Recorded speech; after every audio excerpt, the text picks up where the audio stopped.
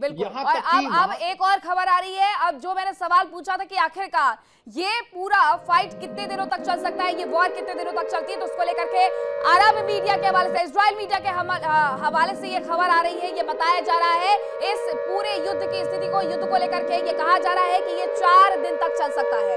ये अरब मीडिया का दावा है कि 4 दिन तक ये जारी रह सकते हैं हमले। ये बड़ा दावा उनकी तरफ से किया गया है। अब अभी अगर मैं देखूं तो 6 ऐसे शहर हैं जिन्हें निशाना बनाया गया है ईरान के अंदर। तो 4 दिन में तो पता नहीं कितनी तबाही ये लेकर के आएंगे। इजराइल के हमलों पर ये अरब मीडिया दावा कर रहा है और ये बताया जा रहा है कि आखिरकार उसने कितना नुकसान कर दिया है। नुकसान करने के साथ साथ ये भी बताया जा रहा है कि ये जो पूरा युद्ध है वो 4 दिन तक चलने वाला है। ये 2 खबरें जो आप देख रहे हैं कि वाजा की बिल्डिंग पर हमला किया गया है, 4 दिन तक ये युद्ध चलने वाला है। यानी ब्रिगेडियर राजन ये बड़ी तैयारी कर ली गई है कि कहीं ना कहीं झुका करके छोड़ेंगे। लेकिन ये अभी स्टेट 1 ही नजर आता है कि हम कुछ वक्त तक हमला करेंगे, परमाणु हथियारों पर झुकाने की कोशिश करेंगे। अगर वो मान जाता है ठीक, नहीं मानता है तो हम दूसरे स्टेट पर जाकर के लंबे वक्त तक हमला करेंगे। देखिए एब्सोल्युटली 4 दिन काफी होते हैं और जिस मतलब अगर इस इंटेंसिटी को मेंटेन किया जाए 4 दिन में पूरा ईरान में मतलब मिलिट्री इंफ्रास्ट्रक्चर तो पूरा तबाह किया जा सकता है।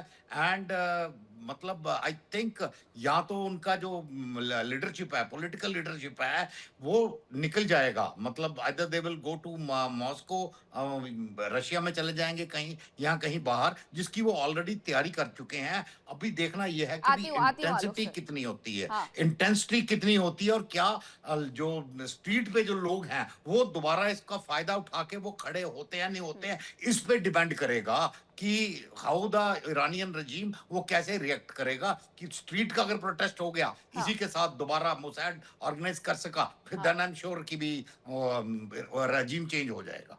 ठीक है।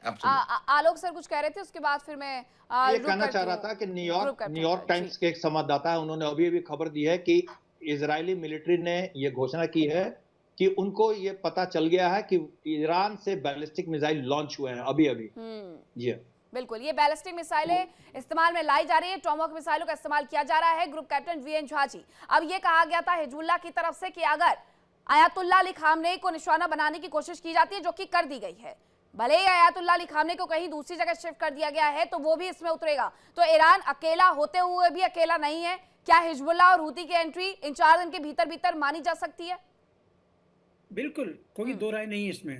आपको मैं आज से 7-8 दिन पहले की ये भी आपको बात बता दूं कि आयतुल्लाह ने, खमैनी ने जितने विंग्स हैं, फाइटिंग विंग्स हैं या उसके प्रॉक्सी हैं ईरान के, उन सबों से कहा था कि आप अपने जो नेक्स्ट आपके हैं जो सीनियर मोस्ट हैं, ऐसे 4 या 5 आप लिस्ट बना के दीजिए who can take over the reign of the warfare in the absence of the first one. अगर मैं मर जाता हूं तो मेरे बाद ये होगा, उसके बाद ये होगा, ये होगा।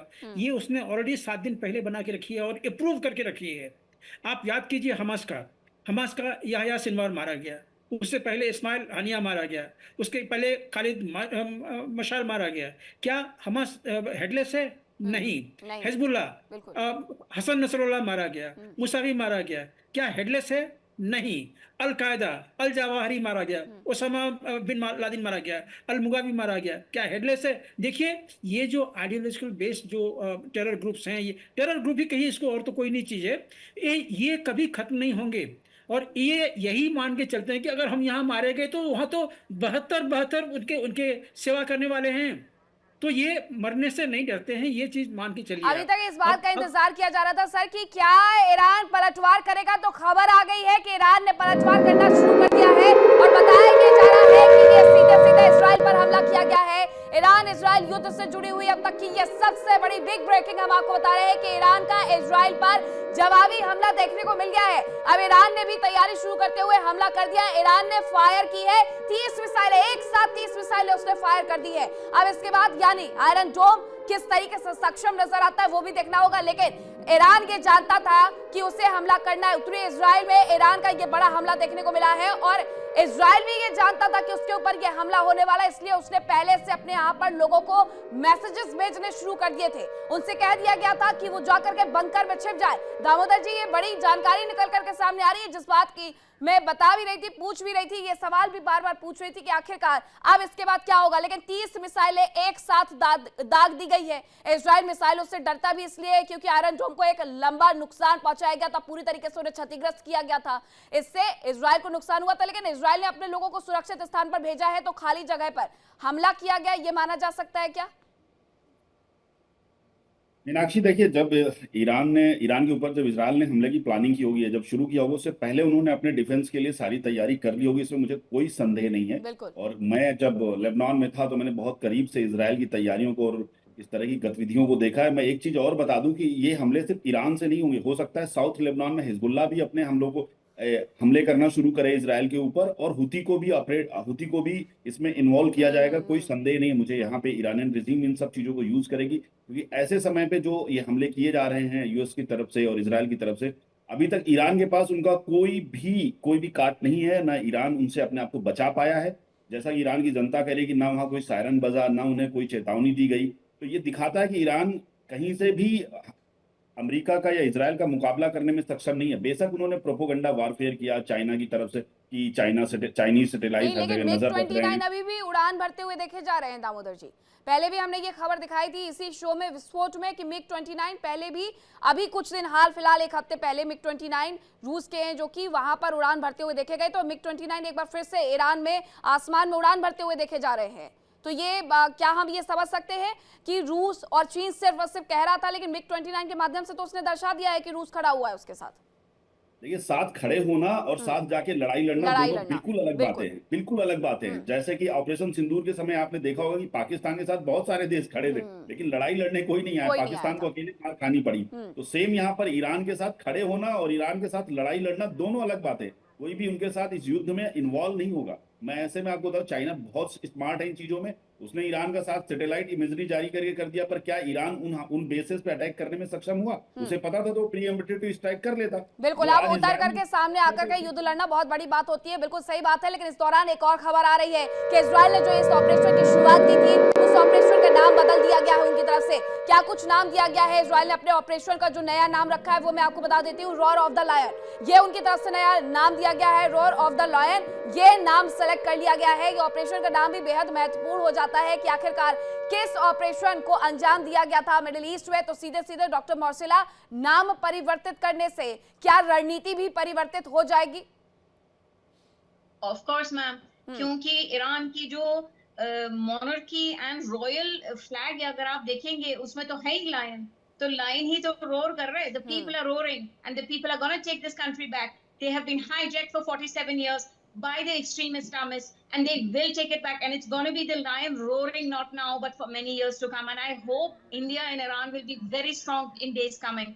बहुत बड़ी खबर आ रही है लेकिन इस सब के बीच में कि 400 मिसाइलें एक बार में फायर कर दी गई है। एक बार में 400 मिसाइलें दाग दी गई है। जहां भी ये संख्या 30 बता रहे थे, तो आप देखिए ये संख्या बढ़कर के सीधे सीधे 400 हो गई है। यानी युद्ध इस कदर छिड़ चुका है कि अब कोई रुकने वाला नहीं है। ईरान का इजराइल पर ये सबसे बड़ा अटैक देखने को मिला है। एक साथ ईरान ने 400 मिसाइलें फायर कर दी है। एक बड़ा नुकसान करने की कोशिश ईरान की तरफ से की जा रही है कि अगर हमारे घर में घुस करके हम पर इस तरीके से हमला किया गया है तो हम भी इसका मुंहतोड़ जवाब देंगे। 400 मिसाइलों से सीधे सीधे विंग कमांडर आलोक सहाय जी, ये हमला किया गया है। इस मिसाइल से मैं नहीं, बार बार इसीलिए दोहरा रही हूं, मैं ये नहीं कहूंगी कि इस दौरान ये मजबूत स्थिति होगी इजराइल के लिए, क्योंकि इजराइल हमेशा ये चाहता है कि बैलिस्टिक मिसाइल प्रोग्राम को त्याग दिया जाए ईरान की तरफ से। लेकिन 400 मिसाइलें सीधे सीधे दाग देना यानी बड़ा नुकसान इजराइल के भीतर भी। जी मीनाक्षी जी, देखिए जो ट्रेडिशनल अभी तक सर्वोत्तम जो एयर डिफेंस सिस्टम्स था, उसमें भी in case of barrage attack मतलब एक साथ 100, 200, 400 अटैक लॉन्च करने पर 8 से 10% मिसाइलें जो हैं और रॉकेट जो वो पेनिट्रेट कर जाती हैं। ये सबसे बड़ा खतरा था इजराइल को। इसके लिए तैयारी इजराइल ने की।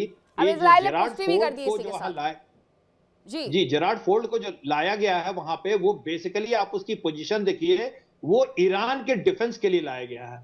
तो अब ये देखना है कि इन्होंने जो डिफेंस के लिए तैयारियां की हैं कि वो 8-10% पेनिट्रेट न करे, उसके लिए कई इन्होंने प्रयोग किए थे।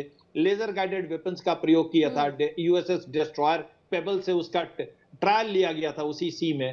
तो ये सब अब देखना है कि इजराइल जो है और 2025 अमेरिका से दोनों सर ये मिलकर तैयारियां और ज्यादा तेज कर दी गई थी क्योंकि उसे ट्रेलर माना जा रहा था। पिक्चर अब शुरू हो गई है। पहला पार्ट ही से भले समझ ले जनता कि 4 दिन तक अगर ये चल रहा है तो पहला पार्ट है, लेकिन दूसरा पार्ट भी अमेरिका और इजराइल भरपूर दिखाएगा दुनिया को। देखिए इंडिया डेली 24/7 अब आपके स्मार्ट टीवी पर। इंडिया डेली मौजूद है सभी डिजिटल प्लेटफॉर्म पर लाइव और लगातार। इंडिया डेली 24/7 हर दिन राष्ट्र को समर्पित।